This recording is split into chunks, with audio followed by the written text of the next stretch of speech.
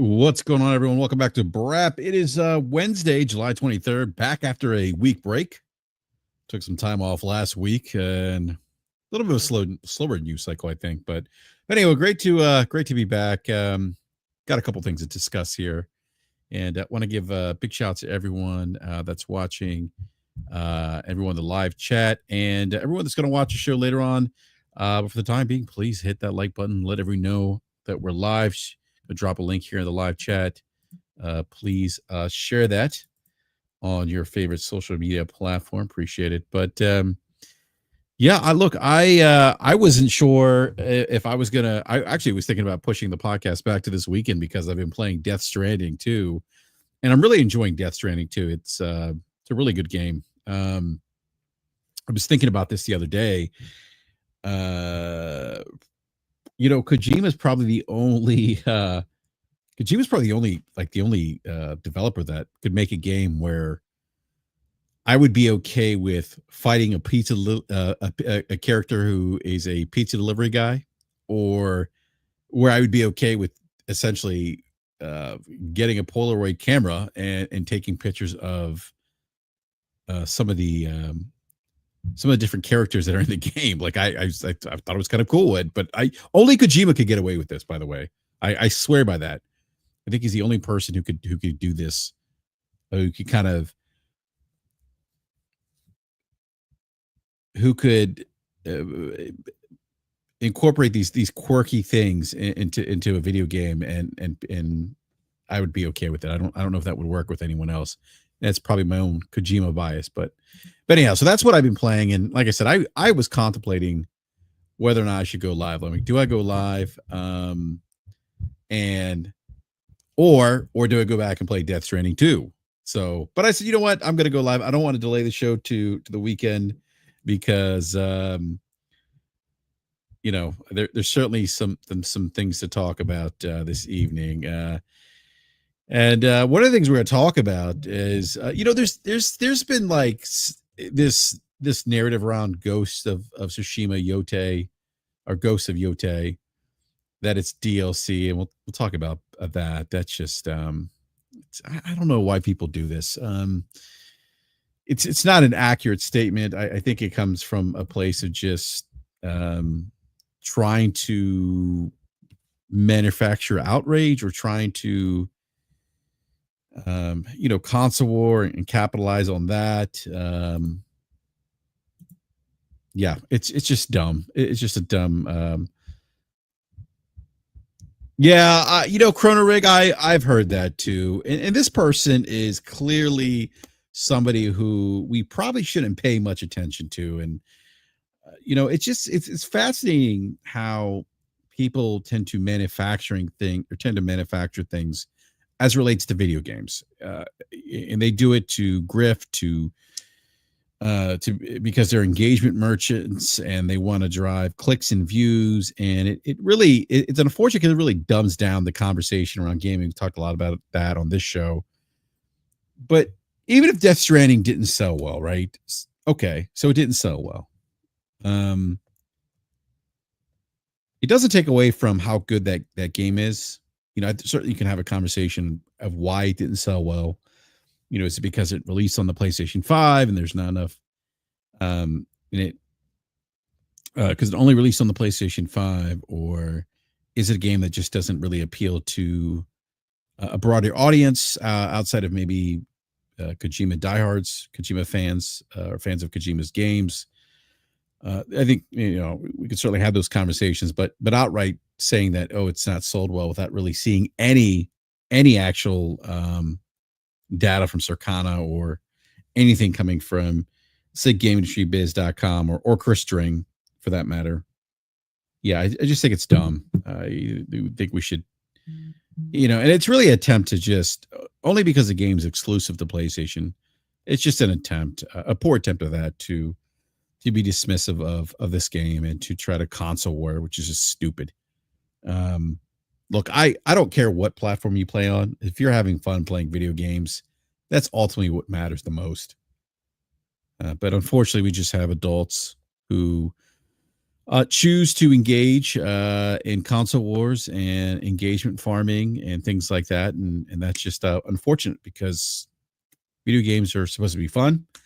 We can certainly have conversations about the industry and how games are performing, but let's not do so from a place um, of misinformation or disinformation, or let's not do it from a place where we are being intellectually disingenuous to our audience. That's just not, it's not okay. So anyhow, but yes, Corona Rig, I know what you're referring to. So, um, also want to talk. It's going to be interesting. We Outworlds is supposed to retail $80. So we're going to talk about that pivot for Microsoft, and maybe why they decided to pivot. And then also Moon Studios, their next game will be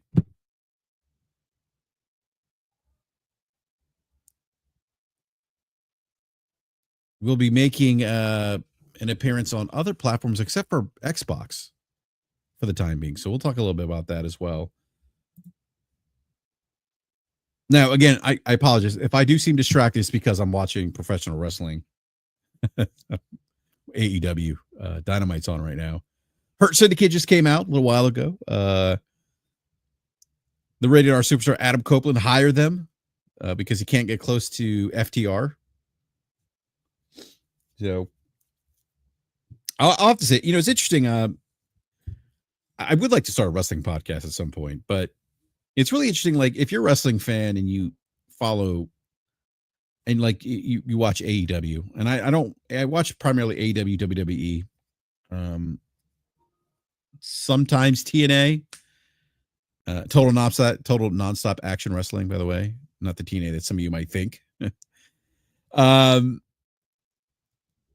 Like it's just wrestling's in a really cool place right now because TNA just had Slammiversary, which I think drew about 7,000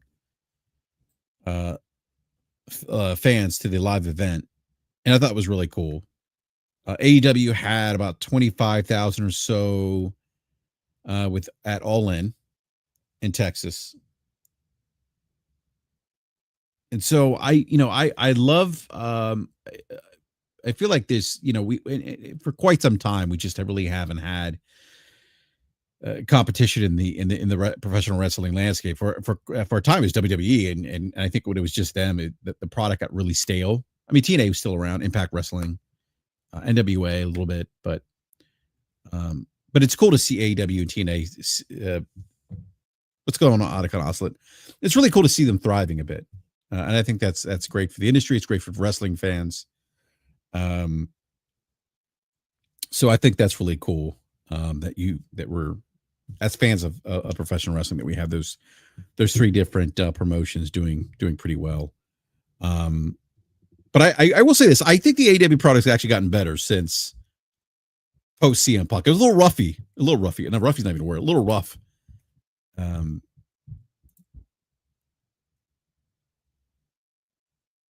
It was a little rough, and it's good to see them. I feel like they've kind of turned a point a bit where, and I think it was good for them to go back to smaller venues for their live events because they were booking arenas and it didn't look good. Empty arenas and dim lights. The presentation just didn't look good. But anyhow, I feel like they've kind of turned a point here where they're having better storylines, and I feel like they've finally kind of turned the corner a bit post CM Punk. I think the CM Punk thing hurt him a little bit, but I think in their investment in new characters, Will Ospreay helping the feud with the Death Riders, which I didn't like, but the outcome of the match between Adam Page and Shawn Moxley for the title, I think that was a good ending to that particular story. So yeah, so I'm happy with with where AEW is right now as a wrestling fan. So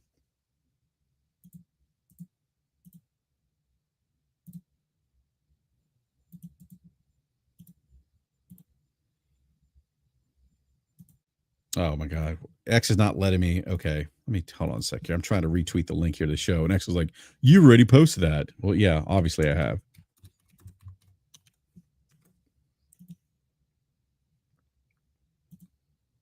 All right, there we go. Rates of positive COVID tests have been increasing in recent weeks, the CDC says, specifically in the southern region of the country. Well, no surprise there. COVID was not going to go away.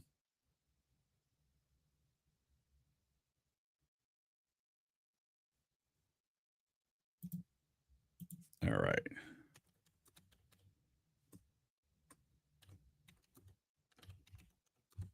Hold on a sec here. I am typing something.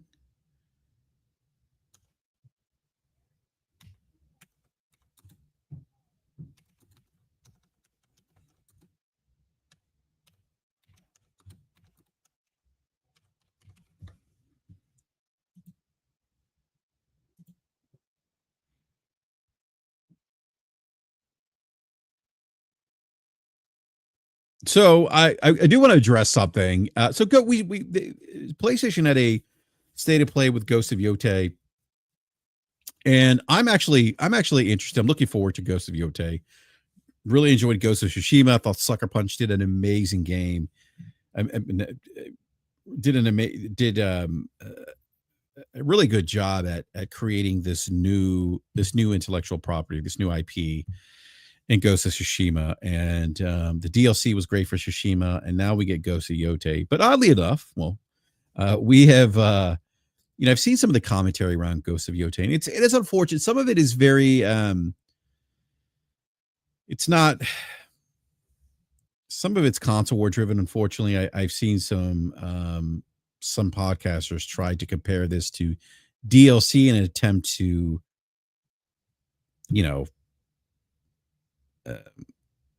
hate on the video game, which is so weird. This idea of hating on video games, by the way, I struggle to understand why people hate video games, or because the game's on a certain platform, right? And how they purposely. I don't think these people love video games. I'll say that. But it's interesting with Ghost of Yotei. It's a standalone sequel. This is Sucker Punch per Sucker Punch, and it's being marketed as a standalone sequel. It introduces a new protagonist, Atsu, set in 1600s Hokkaido. I don't know if I'm pronouncing that correctly. The game's going to feature new weapons, new gameplay mechanics. And so instead of Jin Sakai or Jin, is it Jin Sakai? Sakai? I think it's Sakai. Okay, I'm terrible with names. The players will control Atsu, who is on a revenge quest. Okay. So the game, as I mentioned, takes place during the 1600s, different time and place from Ghost of Tsushima. Ghost of Yotei is going to introduce new weapons like the Kursurigama. I don't know if I'm pronouncing that correctly. Yodachi, muskets. And it's also going, and this is new for the Ghost franchise. It's gonna feature a shift away from the stance-based combat of Ghost of Tsushima. All right. So again, I mean, even though it's building on the foundation of Ghost of Tsushima, the design of the game is really on a separate experience with its own story and characters than Ghost of Tsushima. Let's get Falky in here real quick. Falky, good day to you, sir. How you doing? Hello. How are we? Falky, I knew I didn't reach out to you earlier. I said, let me throw you an invite, see if you want to hop on and talk a little Ghost of Yotei, because they stayed to play last week. Yeah. Full disclosure to the audience. Last minute invites from BRAP is usually, here's the link, jump in when you can. So apologies for my tardiness, but I jumped in when I could.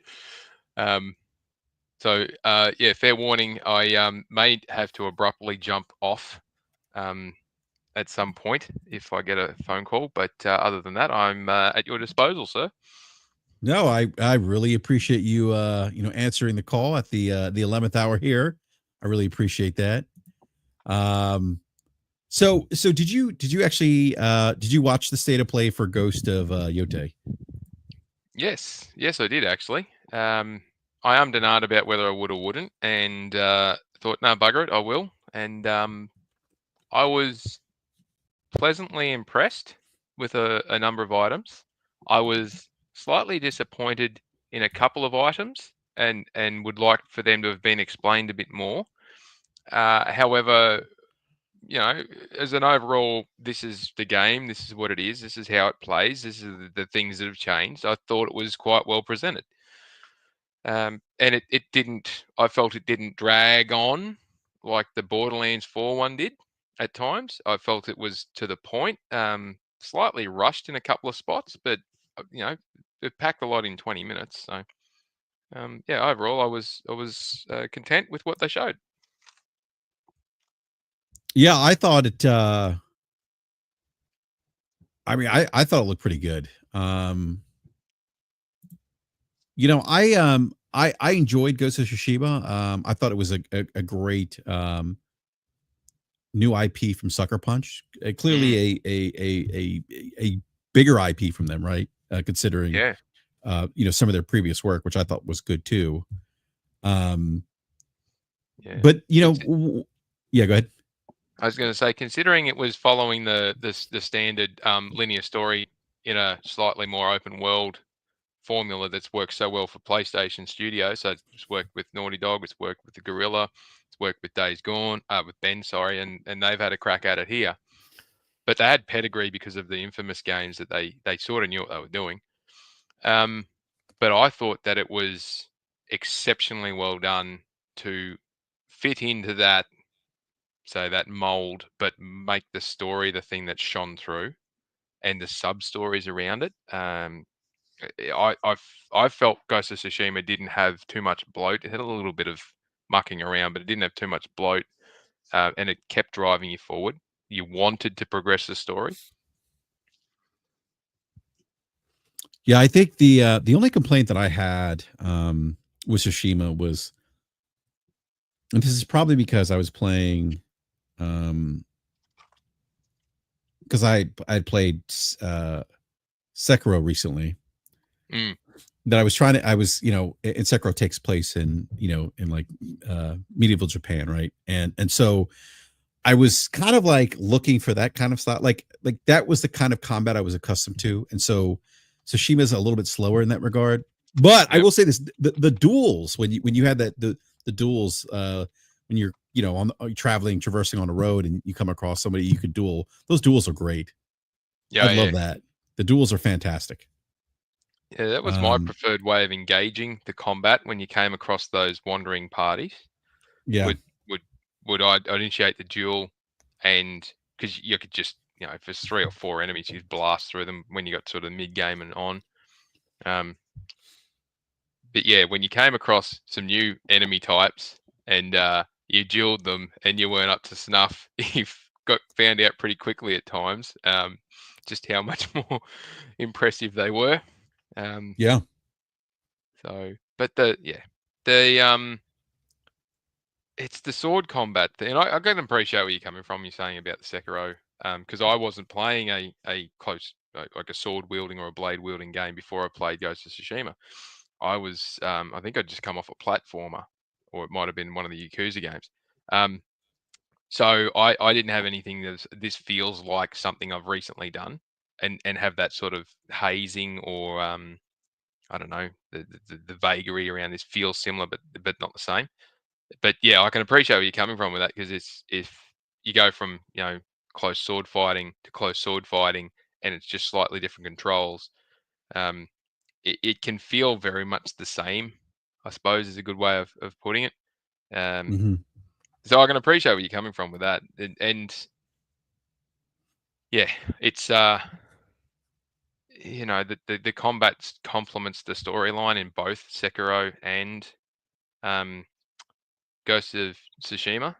So it's not like the combat and the battles and the fighting is the primary point of the game. There's just a story tacked on to get you through it. It's one complements the other, which testament to 2 very different teams, 2 very different games having very high level outputs. So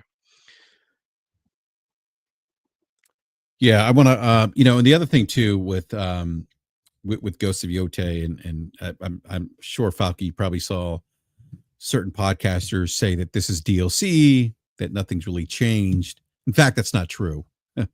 In fact, the creative director Nate Fox actually talked about Sucker Punch's decision to replace the stance system, which was in Ghost of Tsushima, and they did that really focus on new weapon additions because they wanted to create a more improvisational and in-depth combat experience in this game compared to Tsushima.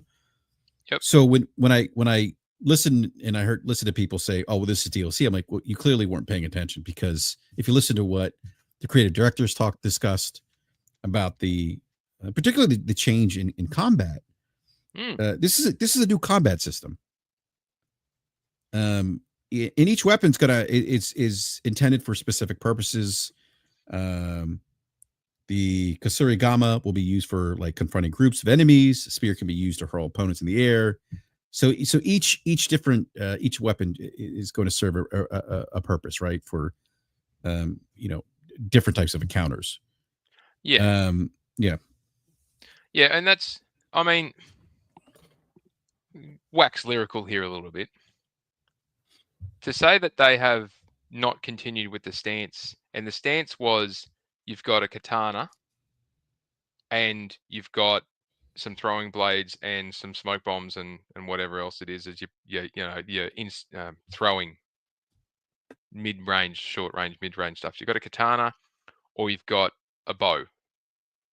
So they're your choices in Ghost of Tsushima. So the stance option makes sense because you are slightly different fighting styles between, brute force, speed and agility, or defense rather than attack. Because of how the enemies are coming at you, different stances work better for the different weapon types coming at you. But you've only got a katana. You can't dual wield a katana. You can't do all this other stuff. You don't have lances. You don't have throwing spears or anything like that. So the stance in Ghost of Tsushima, and this is what I took out of the state of play and what they've explained in that and the commentary in the blog and that stuff since. Because of all the different weapons coming at you, that was the best way of them to give you something different without putting all these different weapons in. Now they've gone the opposite direction. Or I shouldn't say the opposite direction. They've evolved on that. You've got katanas, dual wield katanas, long katanas, short katanas. You've got a firearm or some kind of firearm, explosive, a gun or whatever you want to call it. You've got long spears, short spears, all these other different weapons that were shown. So now there's no need for different stances if it's the weapons themselves that are providing that benefit, or it's going to make it easier or harder, or which one matches best and which one matches worst against it. So yes, they've taken the stances out, but they've broadened that concept into, well, instead of having 3 stances, you now effectively got somewhere between 10 and 20, from what I can gather, different combat options when you're facing different enemies. And instead of there being, like you're saying before, in Ghost of Tsushima, you'd come across a pack of, Mongols, and you'd have 2 that'd have the short swords, maybe one with a big spear or the big tank guy, and one on a horse with a bow and arrow, and a couple of others if you got the bigger ones. So you'd have one stance to get those guys, one stance to get the big guy, and then bow and arrow take him out if that's what you wanted to do. If you weren't using the I don't know, initiate combat with that piece. But if you've got different weapons and you can only carry a limited amount of weapons on you as part of your loadout, which is an additional thing now, or your setup,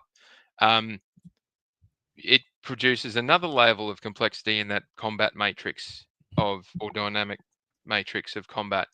So if I'm carrying a bow and arrow and a single katana and a spear, and I can't dual wield katanas, and I can't have forget what they call the long thing with the sword at the end of it. The monk had it in the in Ghost of Tsushima. I can't remember what they call that thing now. If I'm only limited to these things and my, say, loadout is this, and I find an enemy that's completely going to kick my ass, then I need to then reassess what's my standard build. How do I want to play this? I might be more standoffish. I might be more upfront and aggressive. And it's the weapons and the style of weapons and how you do that. That's what I took from the state of play. And I'm more than happy to surrender the stances to get that kind of immersion and that kind of progression in the combat system. because it broadens it out so that not only are we going to have very different ways that we can play this, we're going to have vastly different enemies that we need to think about when we get into different areas. And it seems like that's the method they're taking. You're not going to come across these isolated groups of enemies, or they're going to be in this base, or that they're sort of linear and static in how they're operating. Not not forgetting when this game comes out and what's coming down the pipeline for what might be in the back end of some of these new games. We may end up having, when you go and storm a base, they might have enemies that will start with one weapon, and then as it showed in this thing, they will switch weapons mid-battle. You need to be ready for that. That didn't happen in Ghost of Tsushima. So, again, I'm prattling on a little bit here, but who cares if they've taken away stances if this is the evolution that we're getting? And this is the sort of iterations and improvements that myself as a gamer and a lover of these games, that's the sort of stuff I like to see. Mm-hmm. It's not that, we've got rid of that and we've sort of gone and done something completely different that's the total opposite of what it was, and you're either going to love it or hate it. It's great we point. took what was there, this is how it was designed to work, and then we've improved it, and we've made iterations to it, and we've expanded it. I'm like, I am all for that. Give me some more, please. Yeah, that's a great point, Falcon. The iteration of a combat, right? Like because sometimes I play sequels or games. I've played sequels where they have at times messed with the formula too much. Yep. And it kind of broke the experience. This is just building upon the foundation set by Tsushima, which I think is great. The fact that that now they're offering weapons, different types of weapons, right?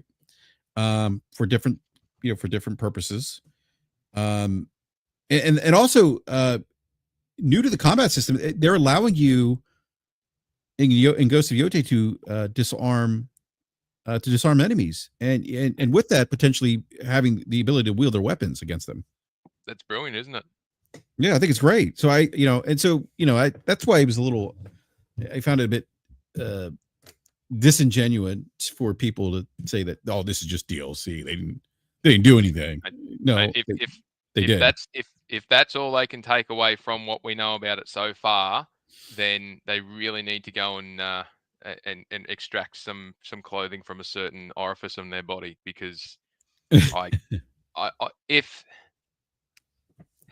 if they're standing there and saying this should just be DLC because they've not done anything, and how dare they take the stances out, and just shows it's a regression. One, they're not paying attention to the information provided. Two, they're just having a sook because they want to have a sook and stay relevant to the conversation. And fair point to them. The way that the whole algorithm and online conversations go, you say something stupid, 1,000,001 people can't scroll past it, and they go, oh, you're an idiot, what do you know? And then all of a sudden the engagement goes up, and that's all they're doing, engagement farming. And it works because even though you and I, on these shows and other shows that we're on, and in private when we chat to each other, constantly we just hate the fact that people say something stupid and they get more engagement than those that are having a genuine conversation. But here we are referring to it again. So it's just part of the mix. I don't particularly like it, but that's just how, that's the playbook for, some people. Yeah. But I know from my perspective, and I can only talk from my perspective, everybody's got an opinion. Opinions are like assholes. Everybody's got one. Whether they use it properly or not is debatable. But if you've got someone who's just so disingenuously saying, oh, this is garbage, look at this, it's that from the state of play, they're not paying attention. They're having a nitpick because they want to complain. And I honestly don't know why people want to live in such a miserable existence.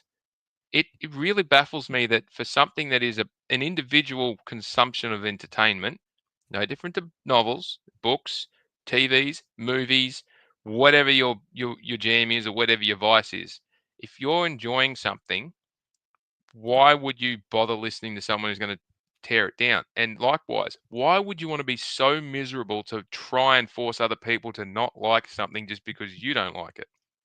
That baffles me. And it's just one of those questions of humanity of like, okay, have fun, mate. I'm enjoying my thing. You go do your thing. Yeah, and I think too with Yotei, as I go back and I, think about the state of play and the footage they showed and what the developers have said. I mean, this is really,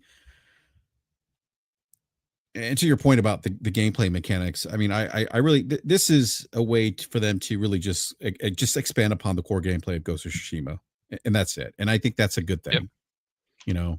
And not totally expand it or completely change it where it might be like, oh no, why did you change it this drastically, right? Yeah. So, T-Rock, have you seen? I want to ask you a question, T-Rock. Have you seen my signs in Death Stranding? Is that what you're referring to? Because I don't have enough signs in Death Stranding too. I also need help building some more roads. I am obsessed with building roads in Death Stranding too. By the way, Falky. By the way, I'm a bit behind on the chat group that I'm Retro and Marlon and a few others that we're constantly giving shit to each other in. Most of them have finished or are in the process of finishing Death Stranding 2. And so I'm late to the party because, I'm a cheapskate and a tight ass. So I'm just working on Death Stranding 1 at the moment. And it's a a masterpiece of Kojima. And I can understand fully and appreciate now why people say never go full Kojima, but I think it's one of his better pieces of work. It's so detailed and so broad. But what's driving me nuts is this, open something up and then all of a sudden all this stuff pops up and you got to like this and like that and all the rest of it. And I'm smashing the likes on so many things. And in the chat group, they're going, oh yeah, we need this, we do this, build these roads, do that sort of stuff. I'm stuck here on these side missions. I haven't progressed that. I'm trying to build roads all over the place. I'm sitting there going, where the hell are you building all this shit? Because I can't see any of it. And because a couple of replaying Death Stranding 1 now because they've enjoyed 2 so much they've gone back to play 1. And they're like, oh, no, you'll get this when you unlock this and you get this when you unlock that. And it's an interesting appreciation of self-pacing a game, but also how frustrating it is to not be able to do stuff because you get sidetracked.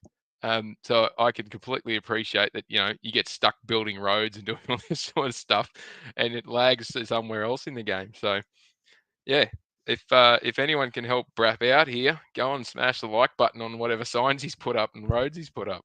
Yeah, T-Rock, come up somehow help me build roads. Leave materials, resources for me because I need to build more roads. T-Rock he's saying I have built the most roads. I have the most roads built, BRAP. I believe that, T-Rock. Does T-Rock work in construction? I don't know. It's a great question. I do. I'm going to go back to Yotei here real quick as we watch the state of play. But Falky, I held off on the PlayStation 5 Pro for some time. And I just picked it up. It was my Father's Day gift to myself. Nice. I am so happy now that I picked up the PlayStation 5 Pro. I saw the performance boost in Expedition 33. Yep. I've played The Last of Us Part 2, seen the performance boost there. I am now playing Death Stranding. That was a nice stealth maneuver, by the way. Oh, I love that. Yeah, that was yeah. Look at her grab the spear too. Yeah, it's like just the weapon change thing here. And look at that. It's why would I take the stances? Take the stand. I don't care. Take the stances. Give me this option to just be able to slash and pick up weapons and yeah. Sorry, I just the combat is so enthralling. Yeah. And look, sorry, you just saw it there. Remember in the first game that the parry wasn't a big thing. You got a bonus if you could time it right, but it wasn't a big thing. And you saw just then different in this too. The different weapons have different impacts of parrying and time. Like that one, that's a massive opening there for a parry, whereas the first one wasn't as big an opening. And this time shift thing is, I love it. It's brilliant. Yeah, I'm looking forward to this, but yeah. Sorry. No, it's fine. With the PS5 Pro Falky. Yeah, I am I'm happy that I finally picked one up. And I'm playing Death Stranding 2. Death Stranding 2 looks incredible on the PlayStation 5 Pro. And now Yotei's coming out and I'll be playing Yotei on the PS5 Pro. I almost feel like 5 years into the generation now, I think if you have the means to, I think it's probably time to upgrade a PS5 Pro. In my opinion.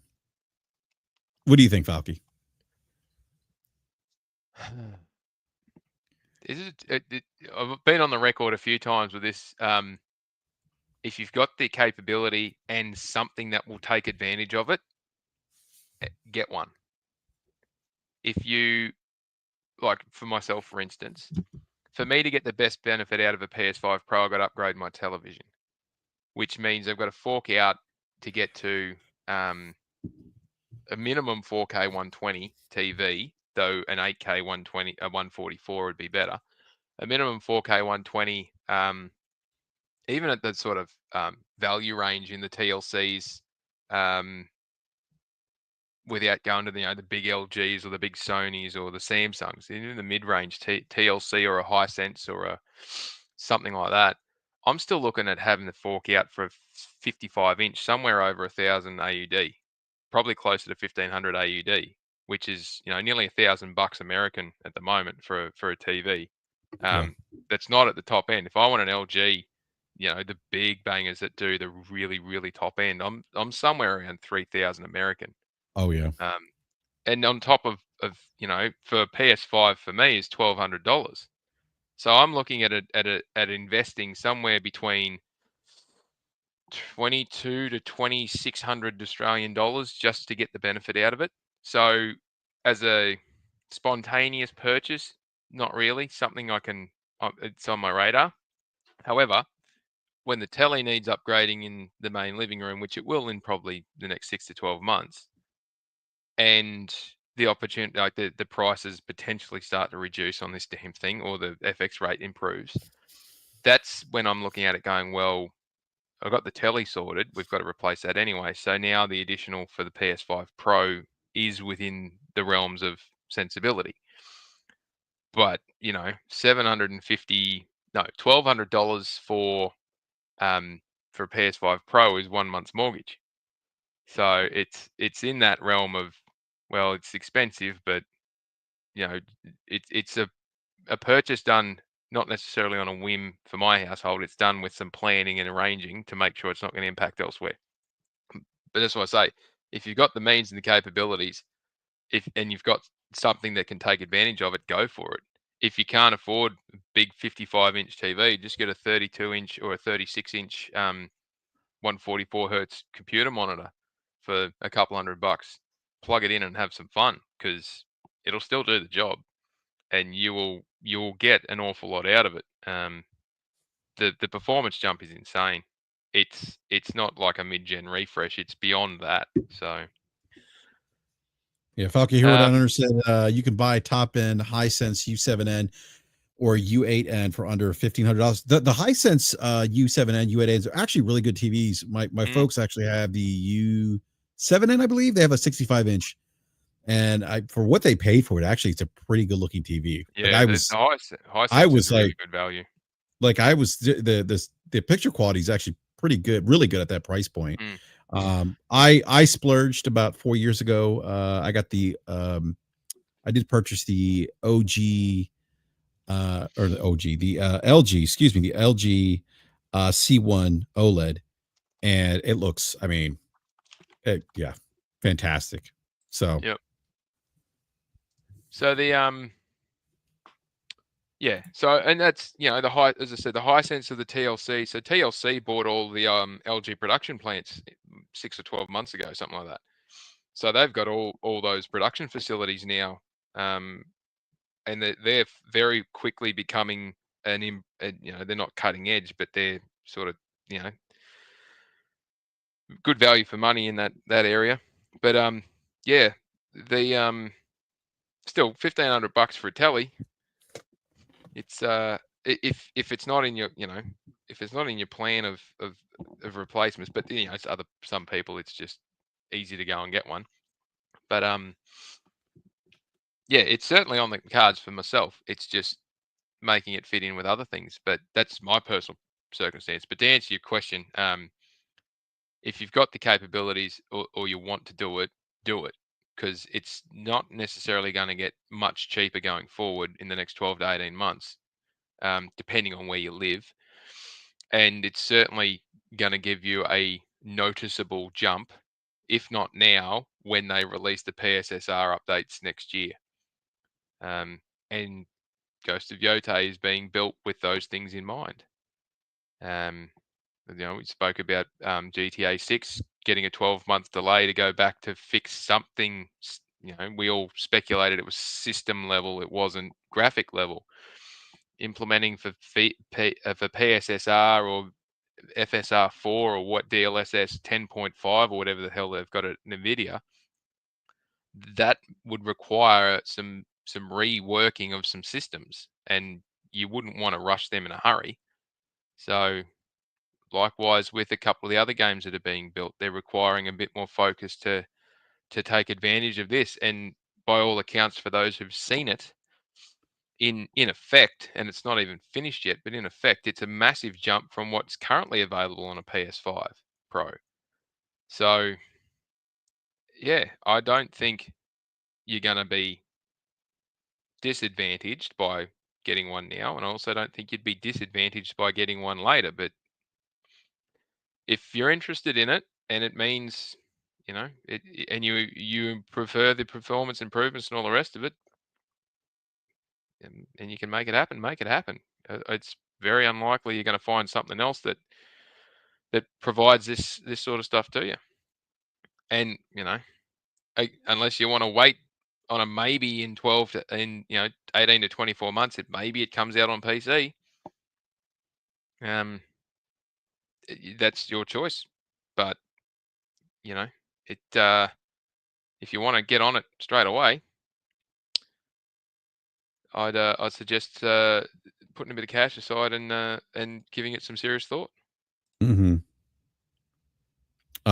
As I'm watching this again, Falky, there's samurai mode where you can play with the Japanese voice acting, English subtitles, and I'm thinking to myself, do I play with do the Japanese voice acting and subtitles?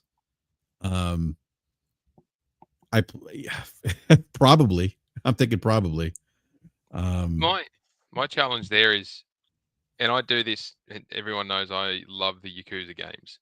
I always play the Yakuza games as they were built, which is Japanese vocals with subtitles.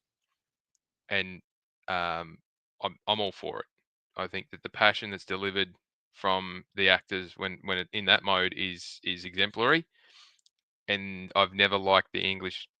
Nothing against the actors, because there's some really top quality actors doing it, but I've never liked the English dub versions of the Yakuza games because they just don't have that passion to match the acting in the games. I played Ghost of Tsushima as it was built and intended, so with the English cast, English voice cast, and I didn't have any issues with that. I did try the Japanese voice piece, and it sort of felt a bit clunky. I'm not sure what I will do with this one, mainly because I like the idea of the authenticity of it being Japanese and having the subtitles. But sometimes translating a story from one written in one language to another language, you miss a bit of the nuance and the passion and what's actually meant in the delivery. And I'm just cognizant of that. Of if they wrote it in English and meant for it to be, and it's meant to be built in English, that's probably the default that I'll go with. But having the option for the other one is always a great piece, especially when you get the black and white mode. I keep forgetting his name. I don't want to call it Kimasabi because that's out of the Lone Ranger. I forget his name. I'm sorry. But if you got black and white mode and you chuck the Japanese audio on, that's almost like saying, oh, this is almost a completely different game, because it's just the aesthetics and the visuals and all the rest of it. So, and how crisp the black and white mode is going to be on a PS5 Pro, if anyone likes black and white cinema, has ever done or watched proper old school black and white cinema off a tape, the crispness of the lighting contrasts is amazing, and I hope that shines through in this. Yeah, I think so. I think it did actually. I forget. I know what the mode you're talking about, the cinema mode. That's Kurosawa. That's what it is. Kurosawa, that's it. Yeah. Yeah, that'll be mad fun. I like mucking around with that stuff. So, but yeah, I'm probably going to be play it as they built it, which is sort of my default, and then fiddle around with it at different times to see the experience a bit more. But what about yourself? What do you reckon? I won't be playing it in Kurosawa mode, but I'm probably going to play it in samurai mode with the Japanese voice acting, English subtitles. Yep. Yeah, I feel like that's to me, that's in my opinion, that's the best experience. So yeah. But I can't wait to play on the PS5 Pro. And actually, Cyberpunk 2077's got a PS5 Pro, I think, patch now. How mad was that? Chuck it in the service and release the patches, and some of the screenshots I've seen of what it's like now compared to what it was when it came out is phenomenal. It is. That's actually a game that I might go back and play. I never played it on console because I picked it up on PC when I had my 2070. And then played it again when I got my 3070 because I wanted to go back. Once I got the 3070, I wanted to go back and play Cyberpunk again. It was better optimized at that point on PC. It looked great on the 3070, much better than better than the 2070. But I want to go back and now and play it on the PS5 Pro and see how it looks. Because to me, Cyberpunk's one of the better looking games that's come out recently. I at least on PC last time I played, I thought it visually held up. It's held up pretty well. It looks. It's never really been in the last little while been a struggling game. Like it struggled when it came out because of various different reasons, but since in the last sort of 12 to 18 months, it's really been, at a standard. I wouldn't say it's set the standard, but it's at a standard. And it's certainly improved with all these updates. And it'll be interesting to see how many people go back and play it. But having it in the PS Plus at the same time as doing these releases is it's quite a smart move from PlayStation to do that.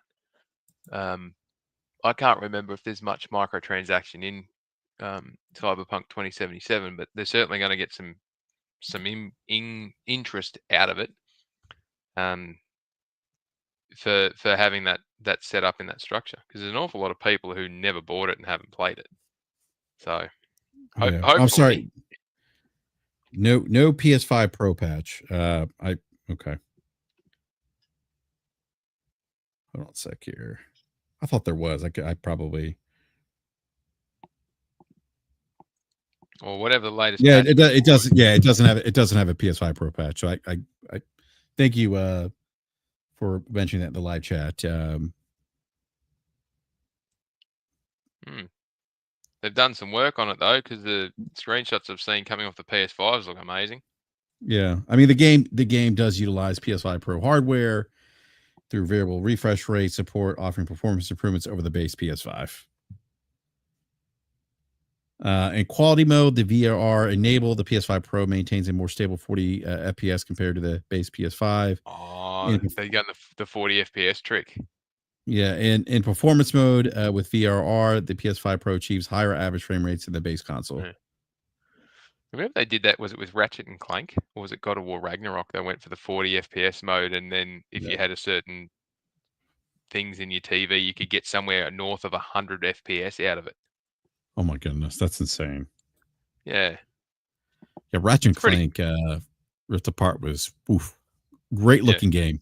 Great looking game. So, well, Falky, I want to ask you a question. Yeah. Why did Xbox, or Microsoft in particular, reduce the price of Outer Worlds, which was set to retail at $80 US? Mm-hmm. Why did they do it? What happens when you can't Why does anything go on sale at a reduced Can't sell, price? Because you can't sell can't it. sell it. Yeah.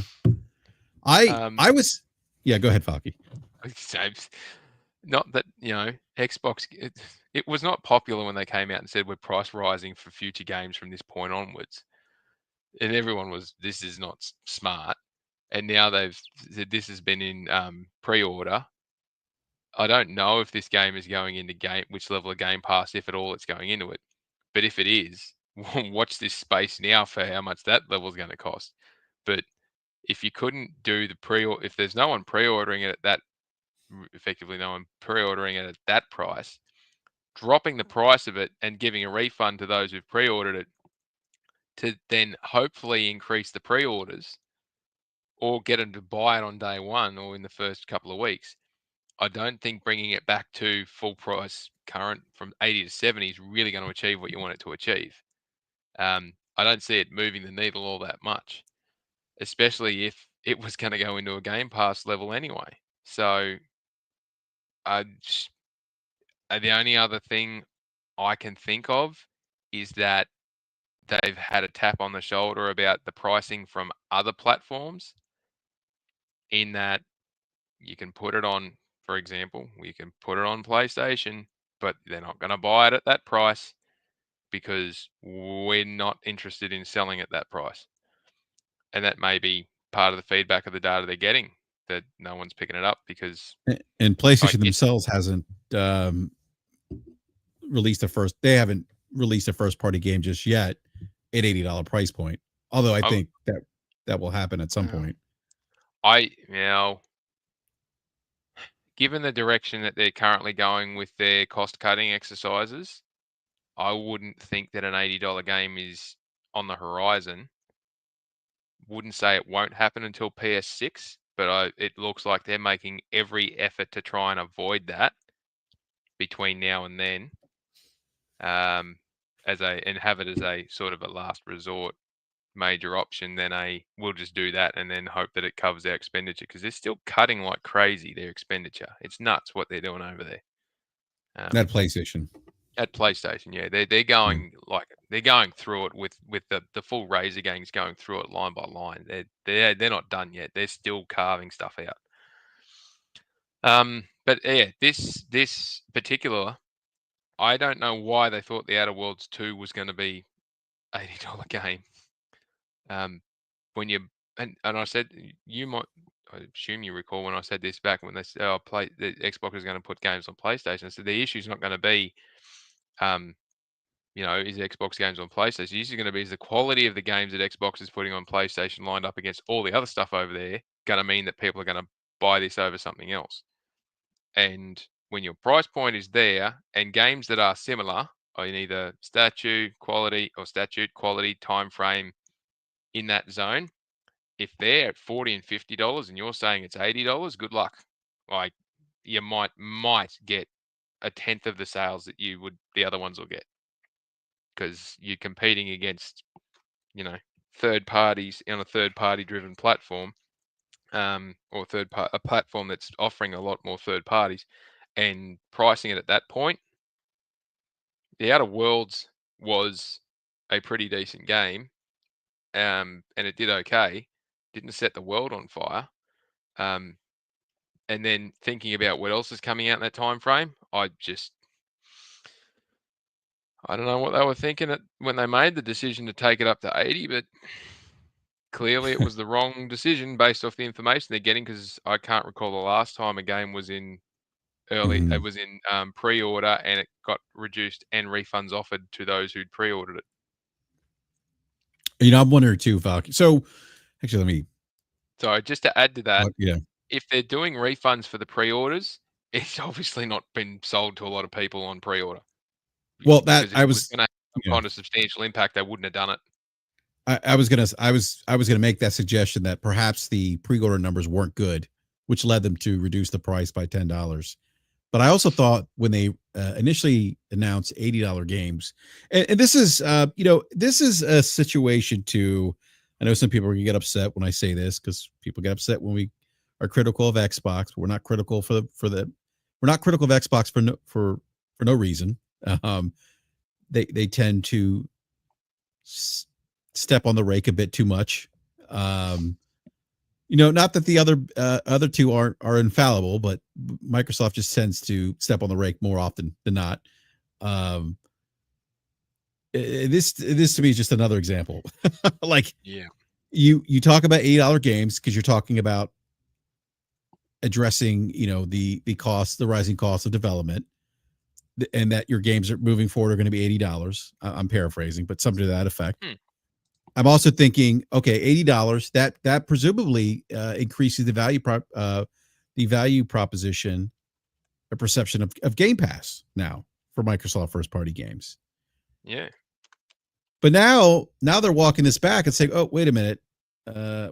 This game's going to be $70. It's going to be interesting to see. Curious to see if they're going to walk this back with other titles, or if this is going to be a case by case. Well, When Nintendo sits with Nintendo, we know it's a case by case. They've talked about that. Not $80 across the board. It's a case by case. So to me, this is like, oh, here we go again with Xbox and Microsoft in particular. They've stepped on the rake again, and now they're walking something back. And to me, this has kind of been just their a theme with them this generation.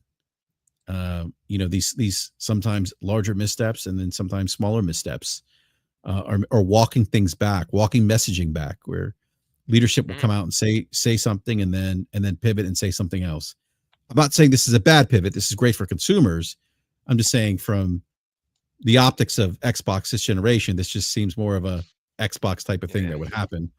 Yeah, they're stumbling a lot, aren't they? Yeah. That's, again, it's not, and that's just based on messaging from leadership, where they've often pivoted on messaging. Go back to the my biggest criticism of them is the leadership there speaks too much. Yeah. That's also my criticism of PlayStation, Nintendo. They don't speak enough sometimes, but on the other end of the spectrum, Microsoft seems to, or Xbox in particular, seems to talk too much. And they should just not talk as much as they do to the consumers. Yeah. It's you're damned if you do and you're damned if you don't. Yeah. But it's only if you do that you end up having to talk more to walk stuff back or correct stuff or get challenged on stuff. If you don't say anything, what's the the only argument you're ever going to have against you is you don't talk enough. And so it feels like they got a directive when they made the announcement that the console prices are going up, peripheral prices are going up, and the game prices are going up. Bang, there it is. We're being open and transparent and honest. This is what's happening. We need to be profitable, as well as a multitude of other things at the time which suggested they were having issues with profitability or even sustainability. Fast forward to this, and it's like, oh, well, if this isn't the first, it's one of the first games that they're releasing in that, games after this point will be this amount. And they're having to basically walk it back to a point. Now, it would have made more sense to have not made that announcement and just go out and do the market research and invest the money to figure out if it is even viable or sensible to do so.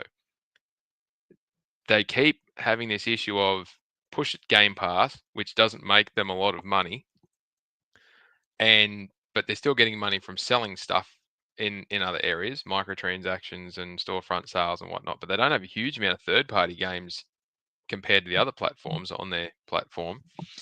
And they've got issues with, as we've seen in the first week of July, they closed down a heap of projects and studios and whatnot because they're not going to meet the ROIs return in points, and it's costing them way too much money. They're still going on working out whether they're going to close some other projects down or see if they're even viable to continue with the reduced workforces or contracting workforces. But you could save an awful lot of face by doing the market research through a contractor and sending it out through all the social medias or emails and current customer lists and other customer lists, and even through getting PlayStation, Nintendo, and Steam and everyone else. Would you pay this much money for this? What game would you pay $80 for? And you run like GTA 6, the Witcher 4, Outworlds 2, or something. Getting a gauge. It's not difficult to do 4 or 5 questions and get a gauge about whether people are prepared to pay money for. if the market is shifting back towards lower cost, shorter games that are in the $30 to $40 to $50 price bracket that are effectively the same, similar if not the same as this thing, why would you then think that you can set it at $80 and say we're market leaders?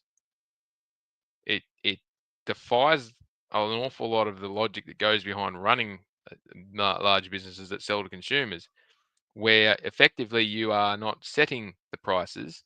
The market will dictate to you as the seller what people are prepared to pay for it. And I could go on an entire TED talk on supply and demand charts and how they shift around and all this sort of stuff that moves with it. But if you're going to throw it out everywhere and say, here's the game, it's $80, and people just don't bother to buy it, and the feedback that you're getting is no one's going to buy it when it gets to launch date, they're doing this wind back now. They could have avoided all this just by doing a simple 2-week marketing program. And that, again, I said this years ago, the leadership at Microsoft Gaming has got very little clue what they're doing, and they're certainly not listening to their advisors, even if they have advisors on this stuff. They just seem to be constantly sticking their foot in their mouth and thinking that they'll just get away with it. Why is that allowed to continue to happen? The only reason it's been happening is because up until recently, they were a footnote in the rounding errors, and they were just in there so that Microsoft had a presence in the industry in case it had a genuine explosion and it was a great place to start making money. They had the explosion and they shat the bed big time by buying Activision and investing all that money, and now they can't make it work. And yeah, there's so many different aspects to this that they should have just kept their mouth shut and not done it and not made that announcement and just said console prices are going up on this date, giving people 2 weeks warning, and game prices are going up on this date and give people no warning. That they would have been better to have just done that and just war the outcome, because the option there, or opportunity there, was here they are. If you want to buy them, it's this much. However, we're going to put it in tier 2 of Game Pass, and you can get that for $14.99 a month or whatever it is. So they even missed a marketing opportunity there to drive people over to their subscription service, which suggests that they don't want people on their subscription service as much as possible. Again, mixed messaging. Yeah. Again, just one of my complaints about them this generation. So, but you know, it's you point to refunds being issued. I do agree with you. I think if the pre-orders are strong, I think, well, one, if the pre-orders are strong, they wouldn't have changed the price. They wouldn't be doing refunds either.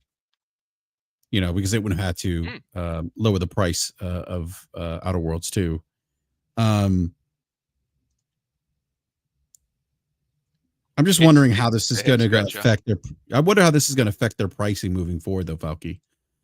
Because they did announce the $80, you know, for first party. So is that changed now? Do they walk that back? Look at who's teasing the market and finding out what they can and can't get away with. Borderlands 4, when we spoke at length about at that one. Is it going to be 80? Is it going to be 70? And it comes out at 70, and everyone's, oh, thank Christ for that. They pop this thing out at 80. It's like, we're not paying that for this quality or level of game. So people, you know, the standards are being set by the market. This is the whole point of free market enterprise. People vote with their wallets. If we're saying Borderlands 4 at $80 is not going to happen because Take-Two did the market research and went, yeah, no, that ain't going to fly. $70, and that's a big if. There it is. We've seen other ones come into the market at $50 and $60 and even down as $40 and be successful because the market says that's about right for that game. You rock up with this and go $80 and no one touches it effectively, then you go $70 and it has a marginal improvement, but it's still not moving the dial worth a damn. The only other option then is to jam it into the subscription service and leave it there, or drop the value of it, as you said before, 60 or $50 or whatever it is. At some point, it will click with the market and they'll go, yep, that's great value for that thing. But trying to preempt what the market's going to do with all the reactionary that we've had over the last 6 to 12 months, it still baffles me that they think that in the next 12 months of what's releasing, and talking about Yotei before, that's a $70 game as the base game. That's a $70 game. If you want the deluxe version or whatever it is, I think it's 80 or 90 or whatever it is. Mm-hmm. If that's the benchmark that we've got on the horizon in the next few months, how they thought this level type of game was going to match that is a head scratcher. And when you look at what's coming in across the next 12 months, there's two outliers. One of them's GTA 6, and I can't remember what the name of the other one was. There's two major outliers that are coming, and they will be outliers. No joke. GTA 6 could charge $100 and they'd get it, and it would have minimal impact on the amount of people that are going to buy it. I don't disagree with you, Valky. I think that's the only title that could probably get away with $100 right now. The only alternative to that, that's an outlier. You can't use that as a benchmark. That's a generational thing. Well, that's once in a decade, because we're only going to get it once in a decade. But this thing, no way Obsidian, was it Obsidian that made this one? Yeah, Obsidian were never going to get $80 for this game, no matter how much they hoped and prayed. And it certainly didn't feel like Obsidian were making that choice. But their name is all over this.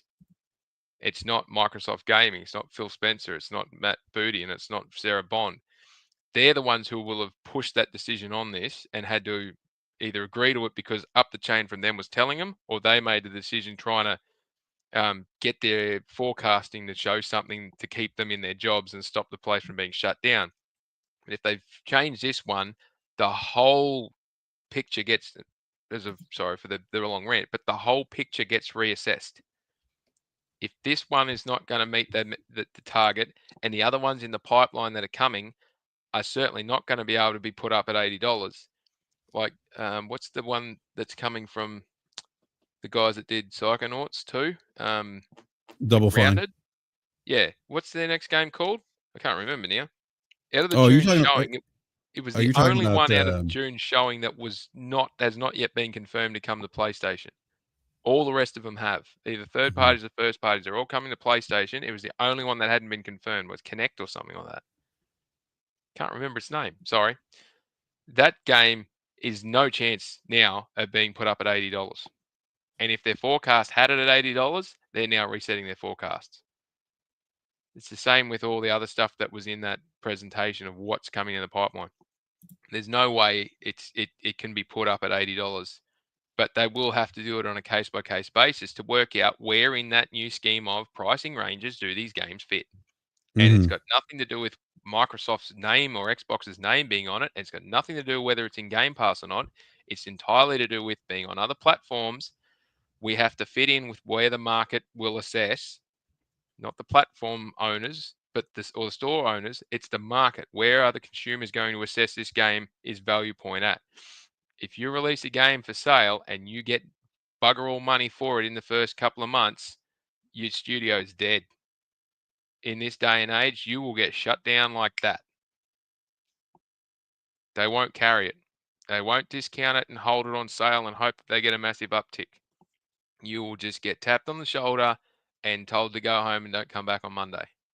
And that's the unfortunate part about it. Now, the studios themselves don't get to set the pricing, but they certainly cop the outcome of it. And that, I think, is quite an unfair circumstance, but that's the way that the game is set up. So, yeah. Sorry to rant a bit, but I'm just...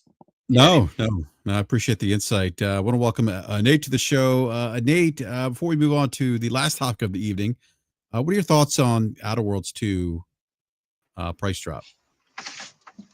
Honestly, I mean, as someone who played the first game, I honestly expected it. I'm not surprised. I mean, it was quality. I mean, Obsidian does great work. But yeah, that was, if you're going to make that jump, that just wasn't the game to make that move on.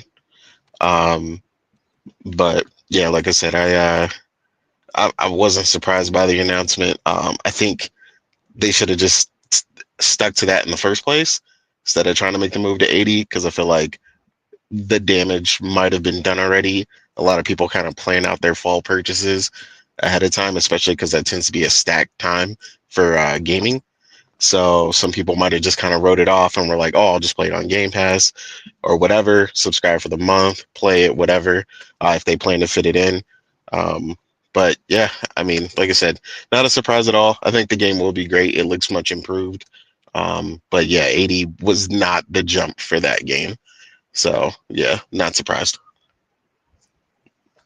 Yeah, that's a great point about the holidays, and I think they also mentioned that too. So I mean that's a great point, Nate. If people are pricing out their holiday, in $80, and you're gonna have other titles that are releasing holiday that are not going to be $80, right? Exactly. Curious to see what Borderlands 4 comes in terms of retail, but I do want to move on to I'll give you a second here. When we go to the Full Moon, or I'm sorry, not Full Moon, Moon Studios. Excuse me, Moon Studios. We learned yesterday that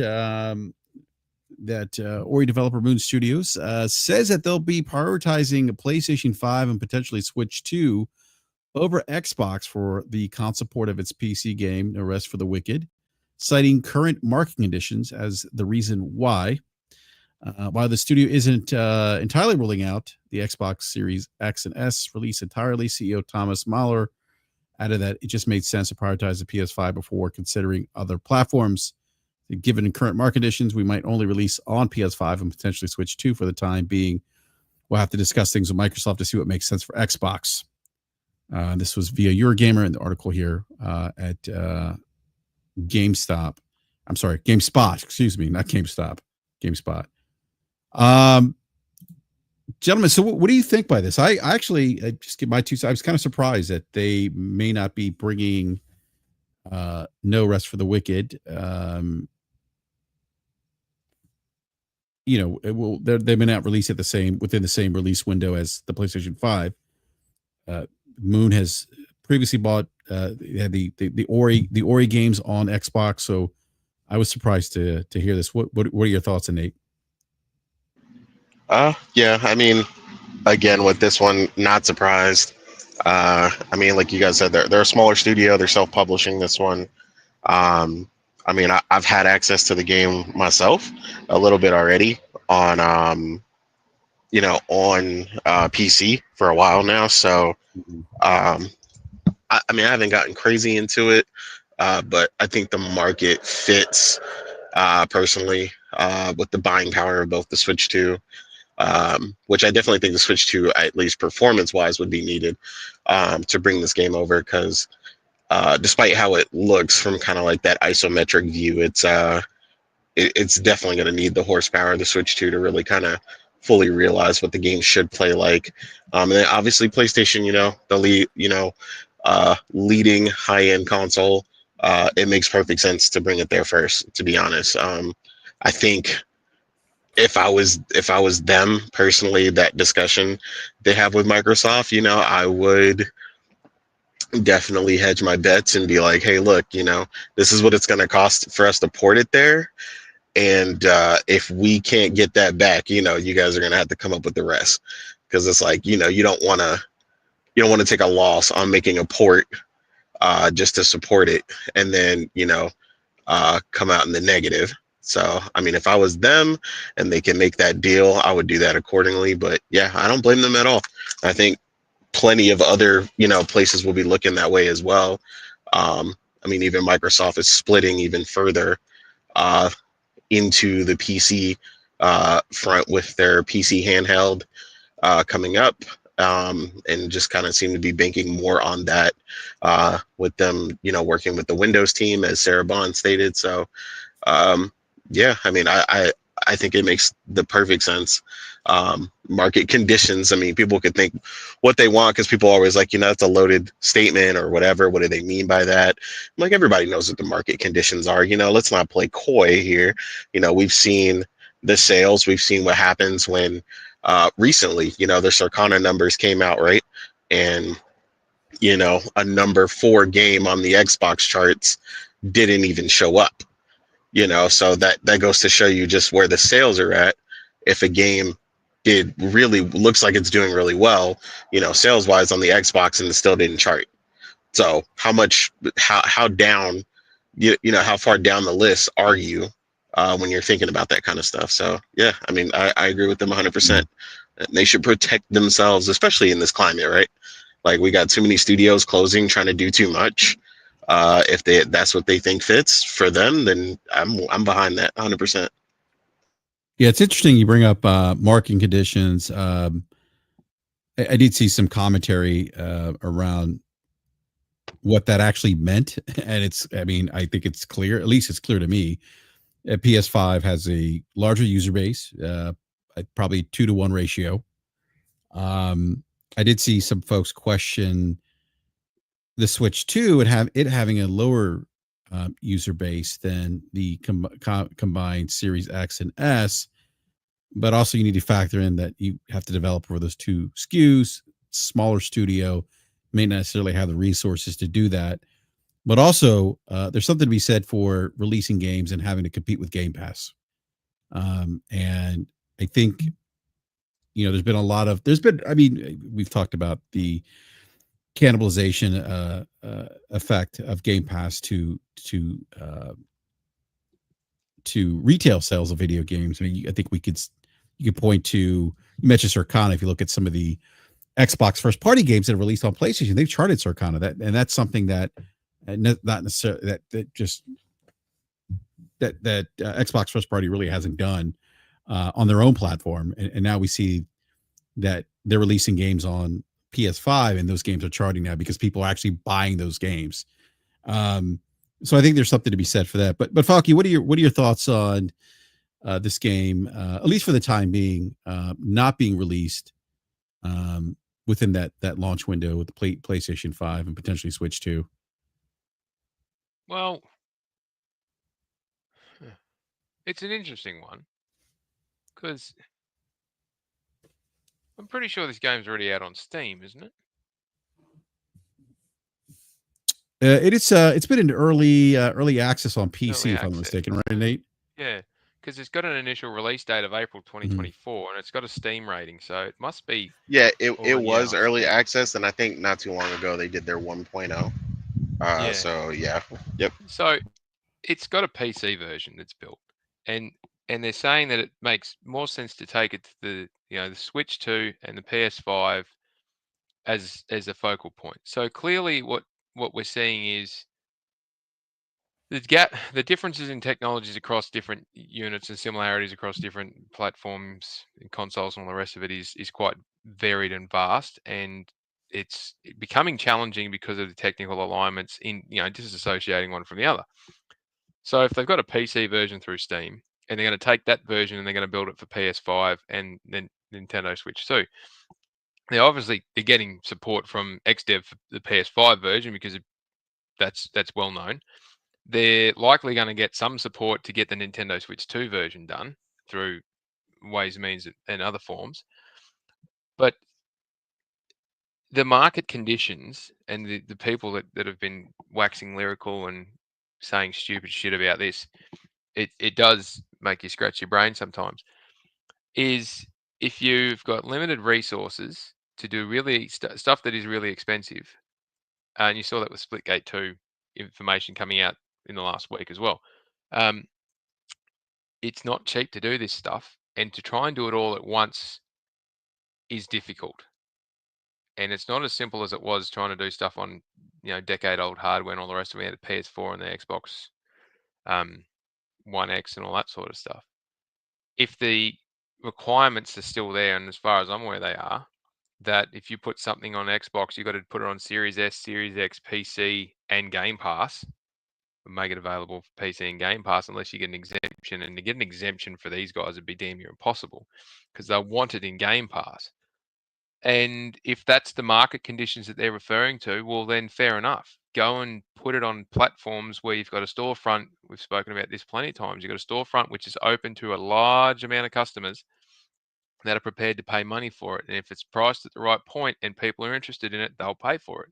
It's obviously on Steam already. So Steam's got how many millions, tens, hundreds of millions of customers available in its storefront, registered in its storefront. PlayStation's got 120 something plus. Nintendo's got 150 something plus million. And when you go over to Microsoft, you're talking about magnitudes less than that. Unfortunate, but that's the reality of it. If you're on PC and it's not in Game Pass and you've got no interest in that section, Microsoft Gaming, you're buying it through Steam, it's already there. So what's the market analysis that they're working on? Well, it's the console players. And if the console players aren't really buying games and they're just expecting them to be in Game Pass, or the metrics are showing that this would do better in Game Pass, and the money's not there for them to make this deal worthwhile, at minimum, if you've got to build for 2 SKUs for the Series S and Series X, if you got to put it in Game Pass and offer it for sale, I would at least be advising them, you need to get whatever it costs to do these builds, plus another 150% on top of that, as a minimum, as your Game Pass payment, just to make sure that you've got some viability. Agreed. So whatever it costs you, multiply that by 2.5. And that's the number you need. And if it costs them, a couple of $1 million to do it, say it's $2 million to do it, you want $5 million as your Game Pass fee. If it costs you $10 million to do it, you want $25 million as your Game Pass fee. You need to be able to cover off on the cost of doing it, plus the loss in sales of going into that platform. And the loss in sales may be that they're looking at less than 50,000 units sold regardless. Whereas the attachment rate over at PlayStation, or the attachment rate up at Nintendo might be, we sell 150, 200,000 units because it's the type of game that they might like. On PlayStation, if they get the right kind of arrangements and the right kind of deals and launch at the right time, they might sell 200,000-300,000 units.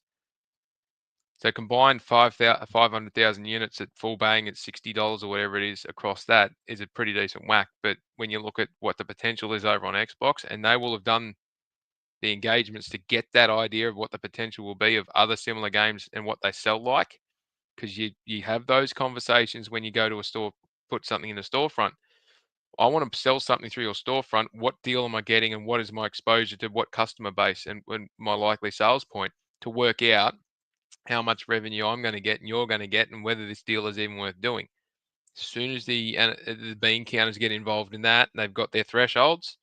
At the moment, this is not the first one, but it seems to be becoming more frequent that third parties are skipping Xbox because the metrics of financial viability just don't add up based on the contracts that they got to sign. So, yeah, that's all it is. They just do not have, if you got an attachment rate for games like this of, say, 1%, and you got 100 million people, 100 million consumers in one platform, and the attachment rate's 1%, well, you would expect to then sell 1 million copies. We know that the attachment rate for games like this might be more like 0.02%. So you might be looking at 200,000 copies for every 100 million people, or something like that. It's, in those levels of magnitudes, you wind at 0.2% down to 40 million console users, and you're somewhere in the barely 100,000 units, or less than that. You're like down in the 70 or 80,000 units. How are you going to recover? Like, and that is the challenge at the moment of a lot of these studios. They do not have the headway capacity or the viable capital to be able to make those sort of impacts and hope that a game lasts, gets in there on the storefront and has a long tail, because they won't survive. Especially if your production, if your studio and your production house is based in the US or the UK, it's ridiculous.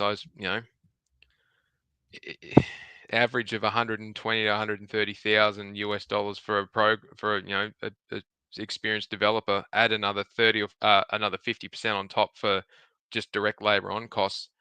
If you got $200,000 as a rounded number per person, and you've got 10 people in a team, you're looking at $2 million a year just to have the people on the books and pay them. If you are 3 years development for a 10-person team at that rate. That's $6 million direct labor, and you sell 50,000 units at $60 a unit on Xbox.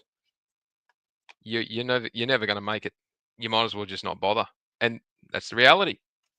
Don't shoot the messenger. That's the reality. So it's interesting you mentioned the U.S. Ready at Dawn studio boss said, and Chris String reported this. California's notoriously been extremely expensive to make games. Costs of making games have gone up and up. The idea of doing something that actually required a smaller budget in the beginning, at least, was kind of exciting. So, to your point, and that he said, and thus his new outfit is based in the south of France. So, yeah, and Moon Studio is actually in Vienna, Austria. So, yeah, just I mean, to your point, Falky. I mean, if you're in the U.S., it's very expensive to make video games now. So the average wage for a software engineer at Microsoft was somewhere like $195,000 flat. Like that's just the direct wages. Now you add 50 to 60% on top of that for your labor on costs, which is your health insurance in America. You got your health insurance, your payroll taxes, state taxes, all this other stuff. By the time you add all those, leave accruals and all that sort of stuff, it's like 50 to 60% in the US at the moment is your on cost for having a person there. And if you're at 200,000 to start with, and you're adding 50%, that's 300,000 per person who's working at Microsoft as an average. $300,000 a year just to have a bum in a seat doing the work. Then you've got to add the workstation on top of it. You've got to add the facility on top of that. You've got to add, your utilities on top of that. Then you've got all your support staff that go with, HR, finance, payroll, like roll it all up. Then you got your corporates for the studio and your corporate overhead for Microsoft Gaming. Then the next one at Microsoft. So it's insane how much it gets to when you start adding all this shit up as to how much money they have to recover just to break even for the studio. So that's the problem that Microsoft Gaming and Xbox is facing at the moment. They are tied into that model, and they've spent billions of dollars, like tens of billions of dollars, getting Activision and ZeniMax and all that tied into that model as well. And they have got a user base of 4/5 of nothing compared to the rest of them. And as much as they spruik about growth numbers and percentages compared to prior year, they're still nowhere near it. After doing all of that investing, they're still failing to achieve significant amounts of growth to keep up with, let alone catch their competitors. And when the costs are just going up and up and up, and the competitors can limit their costs or even reduce their costs in a much more effective and efficient manner, what do they expect? And that's, again, the market conditions that these guys are talking about. They're not growing the user base and the consumer market for that platform. Why would you bother spending that money? There's an example I gave just before. If you've got to pay, I don't know what Moon's total headcount is, but if they've got $2 million a year as their cost, and this is like saying there's 10 people working there and that's all this costs per year to do this game. $2 million a year to make this game, and you spend 3 years making it. There's $6 million, and you sell 60,000 units on Xbox at $60. Then you've made $3.6 million to cover $6 million worth of expenditure. So you're $2.4 million behind already. That's a no-brainer. If you want to make it viable, you spend $6 million, you need to get 12 to 15 million back.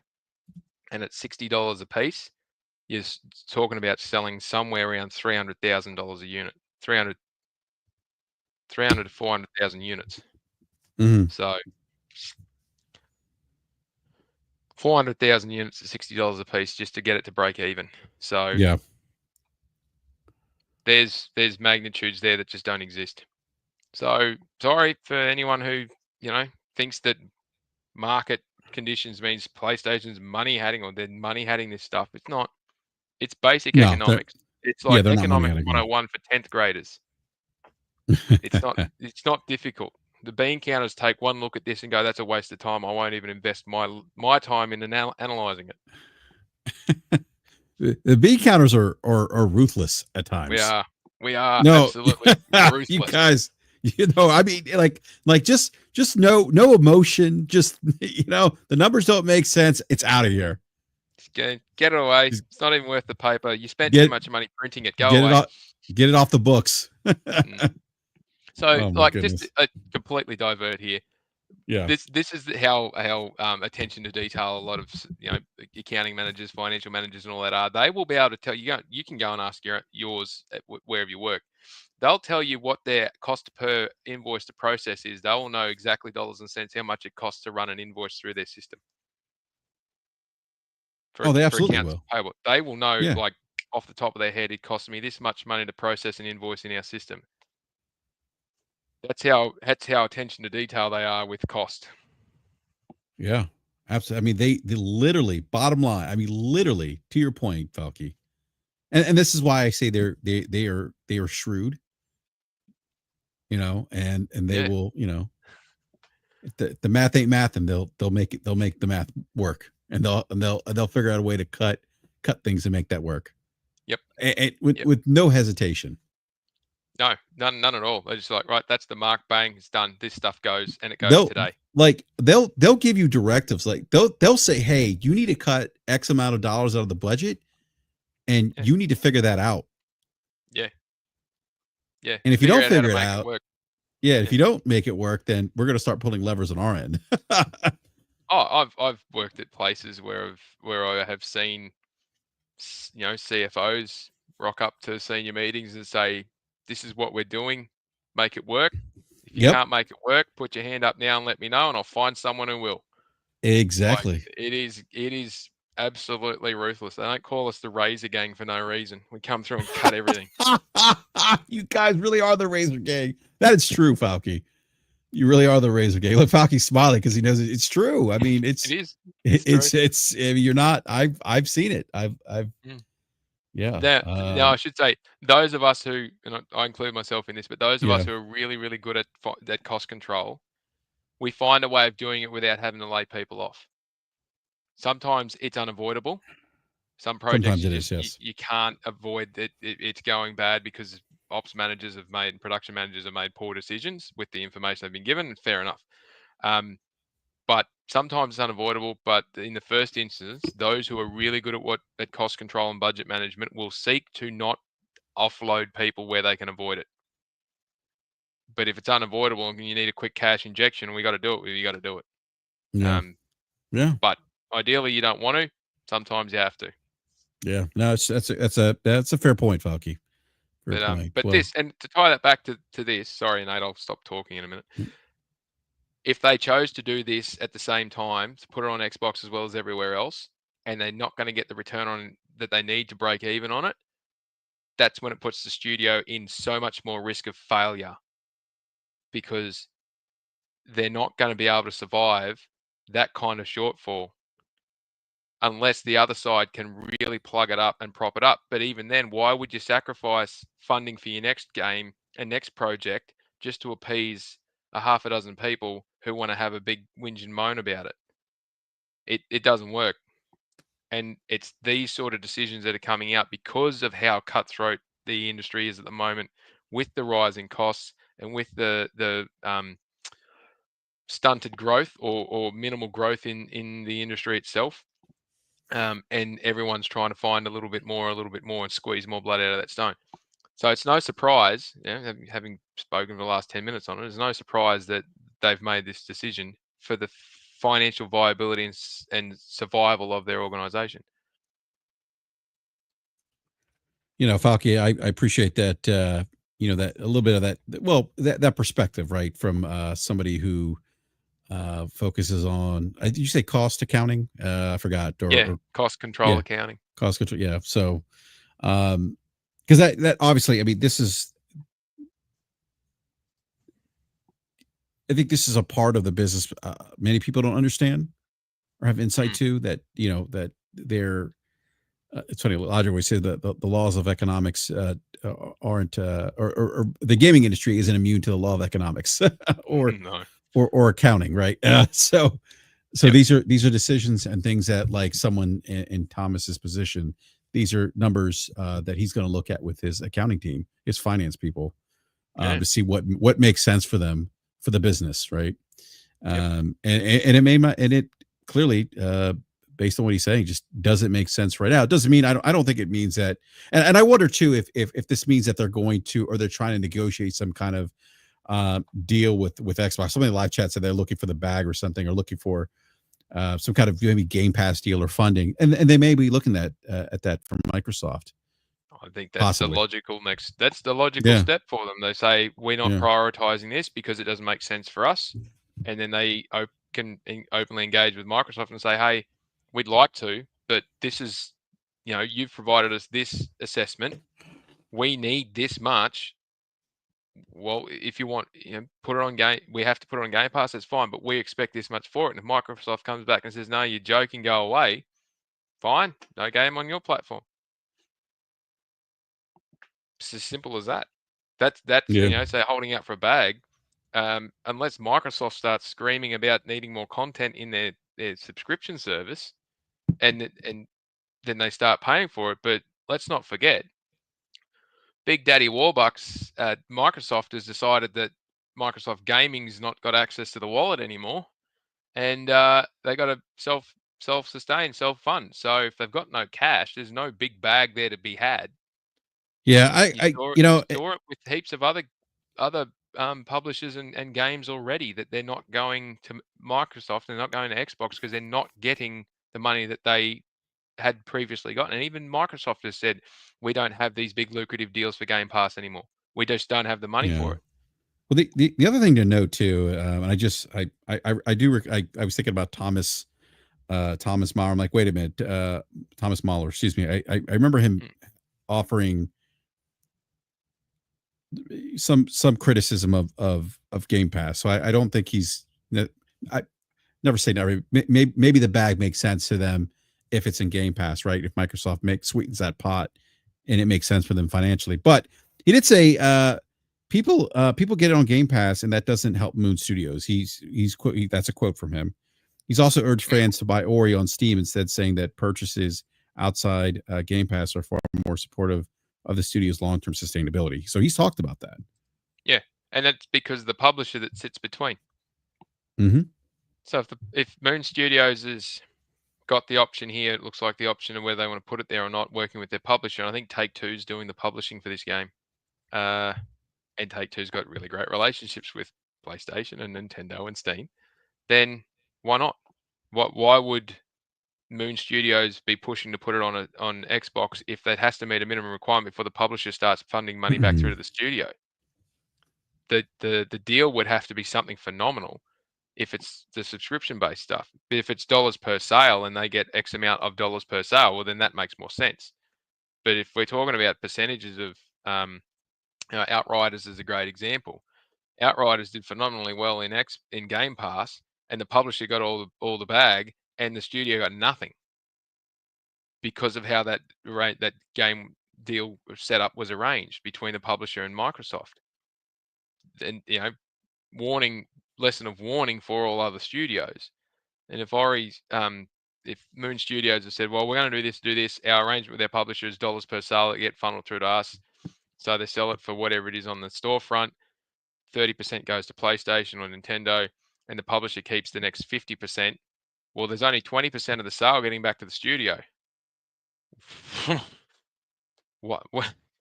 There's not much there then, is there? And again, talking about how many people you got to feed money into and payroll and all that sort of stuff.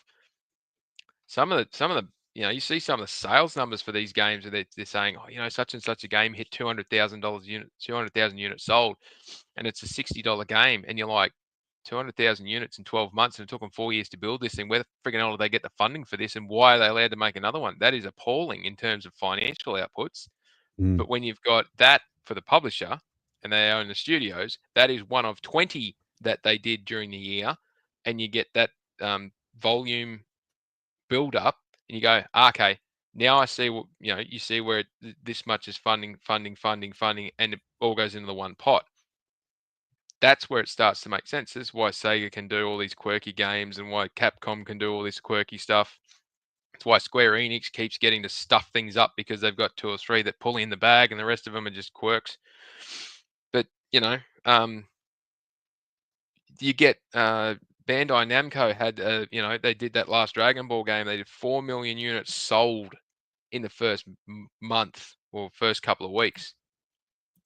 Might have been in the first couple of days. Stupid amount there.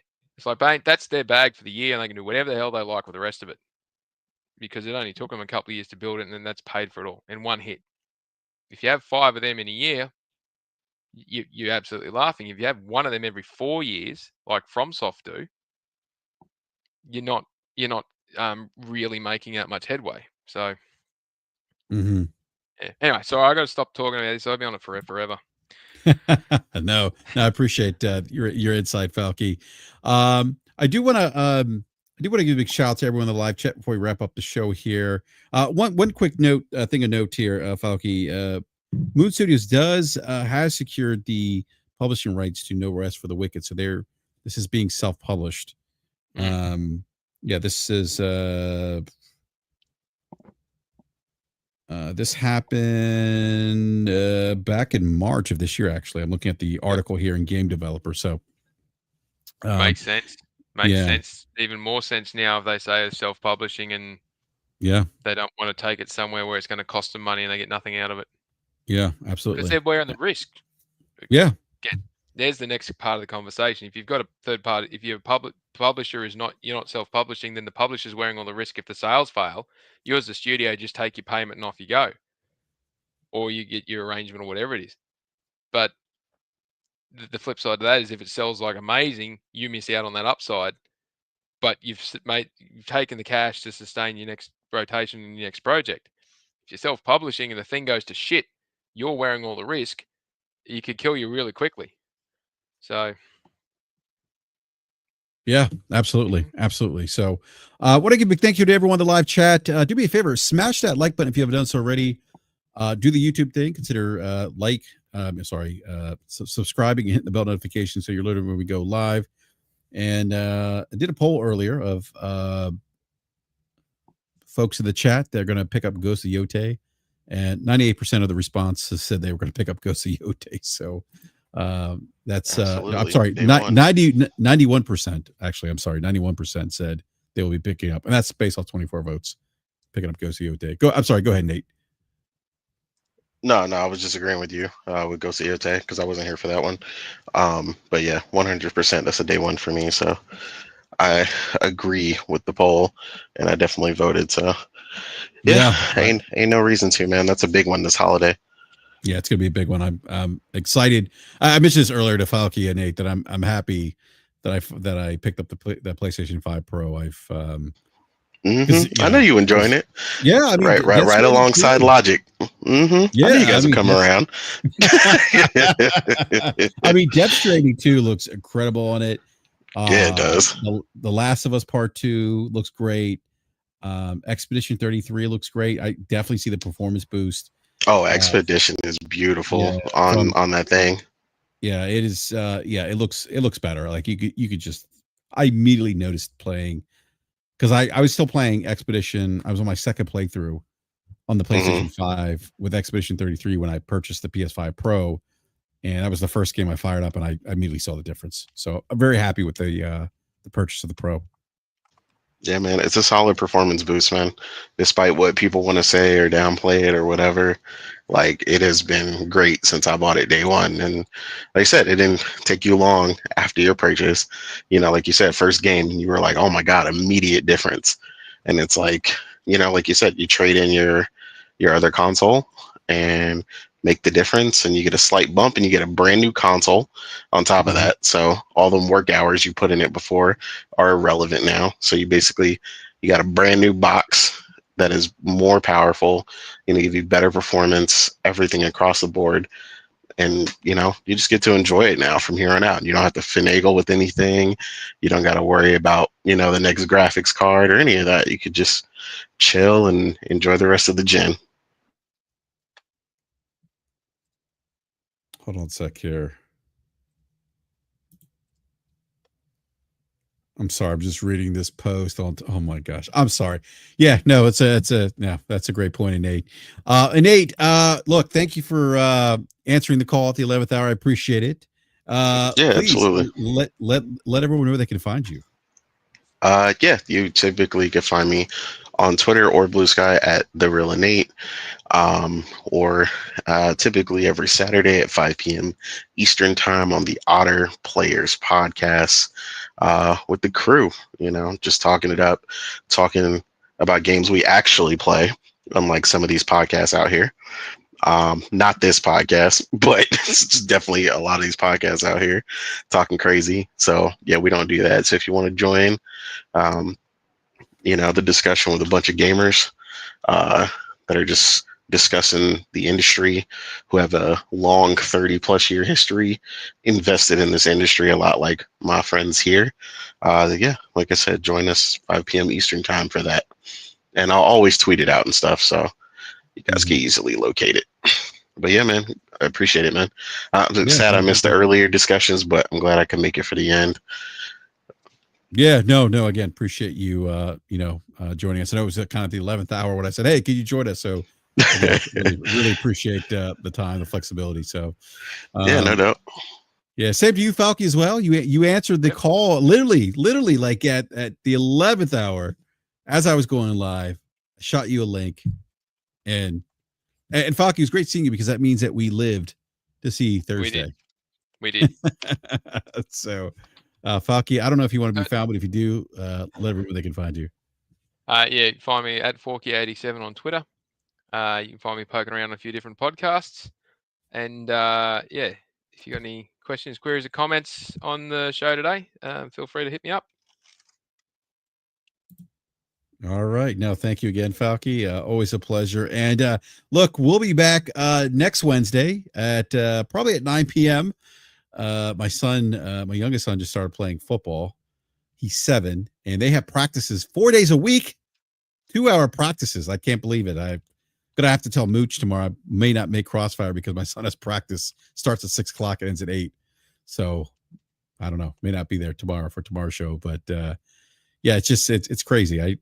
7-year-olds playing football, and they're like in mini camp last week, and now they're practicing the same amount of hours and days as the older kids. So anyhow, but again, big shout out to everyone in the live chat. Thank you so much for hanging out with us. Please hit that like button again. Consider subscribing, hitting the bell notifications so you're alerted when we go live. Again, thank you to our guests this evening, Falky and Innate, and we'll catch you next week at 9 p.m. So see you then.